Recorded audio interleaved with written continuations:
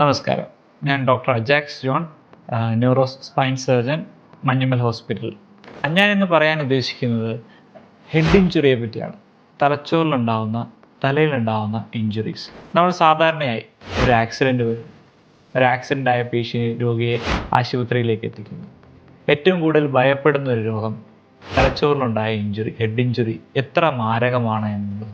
ചെറിയ രീതിയിലുള്ള പോറലുകൾ മുതൽ വളരെ അപകടകരമായുള്ള രക്തസ്രാവം വരെ തലച്ചോറിൻ്റെ ഉള്ളിലേക്ക് ഹെഡ് ഇഞ്ചുറി കാരണമുണ്ടാകാം.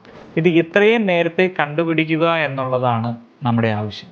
ഒന്നാമതായി, എങ്ങനെ നമുക്കൊരു ആക്സിഡൻ്റുള്ള രോഗിയെ നമ്മൾ കണ്ടുപിടിക്കും? ആദ്യമായി ചെയ്യേണ്ടത് പേഷ്യൻറ്റിനെ വരുമ്പോൾ തന്നെ അവരുടെ എയർവേ, ബ്രീത്തിങ്, സർക്കുലേഷൻ, അതായത് ശ്വാസം എടുക്കുന്നുണ്ടോ, ബ്രീത്ത് ചെയ്യുന്നുണ്ടോ, അതായത് ശ്വാസക്കുഴലുകളിൽ എന്തെങ്കിലും പരിക്കുകളുണ്ടോ, കൂടാതെ എവിടെയെങ്കിലും ബ്ലീഡിങ് ഉണ്ട്, അതായത് ഏതെങ്കിലും സ്ഥലത്ത് നിന്ന് രക്തം വാർന്നു പോകും. ഇതിനെല്ലാം ശേഷം രോഗിയുടെ ബ്രെയിൻ്റെ അവസ്ഥയെപ്പറ്റി, അതായത് ഗ്ലാസ്കോ കോമ സ്കെയിൽ എന്ന് പറഞ്ഞൊരു സ്കെയിൽ, അതായത് രോഗി കണ്ണു തുറക്കുന്നുണ്ടോ, അയാളുടെ കൈകാലുകൾ അനക്കുന്നുണ്ടോ, സംസാരിക്കുന്നുണ്ടോ, ഇതെല്ലാം വിലയിരുത്തിയതിന് ശേഷം എമർജൻസി ഫിസിഷ്യൻസ് അതിനുള്ള തക്ക രീതിയിൽ എന്തെങ്കിലും കാരണമുണ്ടോ എങ്കിൽ CT സ്കാനായി എടുക്കാൻ പറയും. ഒരു CT സ്കാൻ എടുക്കുമ്പോൾ നമുക്ക് തലച്ചോറിലുണ്ടാവുന്ന രക്തസ്രാവം നമുക്ക് കണ്ടുപിടിക്കാൻ പറ്റും. പല ലക്ഷണങ്ങളുണ്ട്. എല്ലാ പേഷ്യൻറ്റിനും, എല്ലാ രോഗികൾക്കും നമ്മൾ CT സ്കാൻ എടുക്കേണ്ടതായിട്ടില്ല. ചില രോഗികൾ ബോധക്ഷയമായിട്ട് വരുന്നു, ചിലരുടെ സംസാരത്തിന് പ്രശ്നം വരുന്നു, ചിലർക്ക് കൈകാലുകൾക്ക് ബലക്കുറവായിട്ട് വരുന്നു, കൂടാതെ ഫിറ്റ്സ് പോലെ കാണിക്കുന്നു, കൂടാതെ ഓർമ്മക്കുറവ്, നടന്ന ഈവൻറ്റിനെ പറ്റി ഓർമ്മയില്ലാതെ. ഇങ്ങനെയുള്ള രോഗികളിൽ CT സ്കാൻ നേരത്തെ തന്നെ എടുക്കും. ഈ CT സ്കാനിലൂടെ നമുക്ക് രോഗിയുടെ രക്തസ്രാവം, തലച്ചോറിലേക്കുള്ള രക്തസ്രാവമോ, തലച്ചോറിലുള്ള ചതവുകളോ, തലച്ചോറിലുണ്ടാകുന്ന വേറെ ചേഞ്ചസോ നമുക്ക് കണ്ടുപിടിക്കാൻ പറ്റും.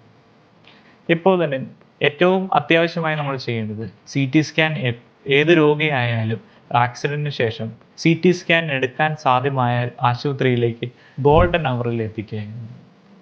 ഗോൾഡൻ അവർ എന്ന് വെച്ചാൽ ഫസ്റ്റ് അവർ.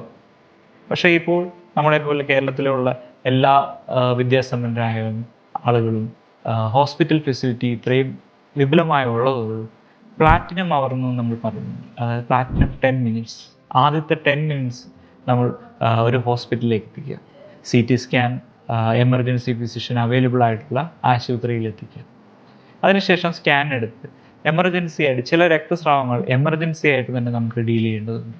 ചിലത് സർജിക്കലായിരിക്കാം, ചിലത് മരുന്ന് കൊണ്ടായിരിക്കാം. ചില രോഗങ്ങൾ രക്തസ്രാവം നമ്മൾ മരുന്ന് കൊടുത്ത് അതിനെ കൺട്രോൾ ചെയ്യുകയും കൂടുതലായിട്ടില്ല എങ്കിൽ അതിന് മരുന്നുകൾ മാത്രം മതിയായേക്കാം. ഒരു neuro surgeon, neuro critical team ഉള്ള സ്ഥലത്ത് നമ്മൾ അഡ്മിറ്റ് ചെയ്യുകയും അതിനുള്ള ചികിത്സ ചെയ്യുകയും ചെയ്യും. രണ്ടാമതായിട്ട്, ഈ തലച്ചോറിലുണ്ടായ ക്ഷതങ്ങൾ എങ്ങനെ ഭാവിയിൽ രോഗികൾക്ക് വിപത്തോ പ്രശ്നങ്ങളോ ഉണ്ടാകുമെന്ന് നമുക്ക് തിരിച്ചറിയാം. ഏത് സ്ഥലത്ത്, തലച്ചോറിൻ്റെ ഏത് ഭാഗത്താണ് ചതവുണ്ടായതോ, ഏത് ഭാഗത്താണോ ബ്ലീഡിങ് ഉണ്ടായതോ അതനുസരിച്ചായിരിക്കും രോഗിയുടെ അവസ്ഥ, പിന്നീടുള്ള അവസ്ഥ. ചിലർ കോമ സ്റ്റേജിലേക്ക് പോയത് കാണാം. അതായത് ഗുരുതരമായ തലച്ചോറിലുള്ള പരിക്കുകൾക്ക് ശേഷം തലച്ചോറിൻ്റെ പല ഭാഗങ്ങളായി ചതവുകളും ബ്ലീഡിങ്ങും വന്നേക്കാം. അതിനുശേഷം ചിലപ്പോൾ സർജറി ചെയ്യേണ്ട വന്നേക്കാം. ഈ സർജറിക്ക് ശേഷം ജീവൻ രക്ഷപ്പെട്ട് കിട്ടിയാലും ചില രോഗികളിൽ കാലാകാലങ്ങളായി, അതായത് അതിൻ്റെ ഓർമ്മ, സംസാരം എന്നിവയ്ക്ക് ബുദ്ധിമുട്ടുണ്ടാകുകയും അതൊരു കോമ സ്റ്റേജിൽ കാണപ്പെടുകയും ചെയ്തേക്കാം. പിന്നെയുള്ള കാര്യം, എന്താണ് നമ്മൾ ഈ തലച്ചോറിലുണ്ടായ ചതവുകൾക്ക് ചെയ്യുന്ന ട്രീറ്റ്മെൻറ്റ്? ഒന്ന് ഞാൻ പറഞ്ഞു, ചെറിയ പരിക്കുകൾക്ക് വേറെ ട്രീറ്റ്മെൻറ്റ് ആവശ്യമില്ല, മരുന്നുകൾ മാത്രം മതി. ന്യൂറോ ഒബ്സർവേഷൻ, ഒരു ക്രിട്ടിക്കൽ ICUവിൽ ഒബ്സർവ് ചെയ്യുന്നു. ചില രോഗങ്ങൾ, ചിലർക്ക് ബ്ലീഡിങ് കൂടുതലായിട്ടുണ്ട്. ബ്ലീഡിങ് കൂടുതലായാൽ തലയൊട്ടി തുറന്ന് ആ ബ്ലീഡിങ് എടുത്തു കളയുന്ന ഓപ്പറേഷനാണ് ചെയ്യുന്നത്. ഒരുപാട് ബ്ലീഡിങ് വരികയും തലച്ചോറിൽ ചതവ് വരികയും നീർക്കെട്ട് വരികയും ചെയ്യുന്ന പേഷ്യൻസിന് നമ്മൾ തലയൊട്ടിയുടെ ചില ഭാഗം താൽക്കാലികമായി മാറ്റി വയറിൻ്റെ ഭാഗത്ത് വയ്ക്കുന്നതുണ്ട്. ഇത് പിന്നീട് 1 മാസത്തിനോ 2 മാസത്തിനോ ശേഷം ആൾ സ്റ്റേബിൾ ആയതിനു ശേഷം തിരിച്ചെടുത്ത് വയ്ക്കുകയും ചെയ്യും. ഇങ്ങനെ വിവിധ തരം ഓപ്പറേഷനുകളും. പേഷ്യൻ്റ് റിക്കവറി നമുക്ക് വളരെ ഇമ്പോർട്ടൻ്റ് ആണ്.